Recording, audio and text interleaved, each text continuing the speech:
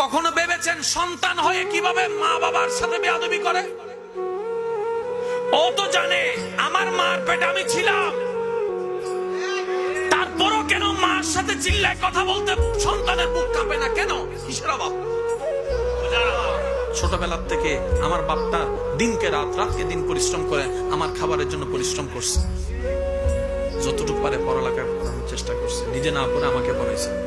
তারপরে সে বাপের সামনে চিল্লায় কথা বলতে আমার মুখ বন্ধ হচ্ছে না কেন, মুখ আটকাচ্ছে না কেন? কিসের অভাব? বুঝাতে পারছি কথাটা?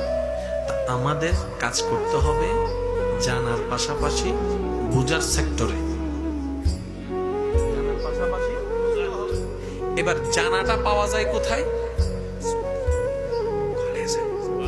মাদ্রাসায়। আর বুঝাটা পাওয়া যায় ওয়াকুনু মাআস সাদিকিন, আল্লাহ ওয়ালাদের কাছে। অঙ্কের মধ্যে ঝগড়া নাই, শুধু বুঝতে হচ্ছে যে আমাদের জানারও দরকার, বুঝারও দরকার। প্রোডাক্ট কয়টা দরকার? বা একটু জোরে বলেন না, মানুষ হওয়ার জন্য কয়টা প্রোডাক্টের দরকার?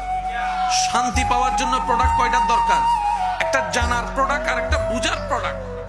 জানার বুঝারটা আপনি কারো থেকে শুনে হোক, বই থেকে পড়ে হোক জেনে যাবেন, কিন্তু সেটার উপর অটল থাকা, কাজটা বাস্তবায়ন করার জন্য যে বুস্টারটা দরকার সেটা কোথাও পাবেন না। সেজন্য আল্লাহ পাক বলেছেন ওয়াকুনু মাআস সাদিকিন, আমার প্রেমে যারা মগ্ন এমন বান্দার সাথে চলতে থাকো, দেখবা তোমার কাজটাও হয়ে যাবে।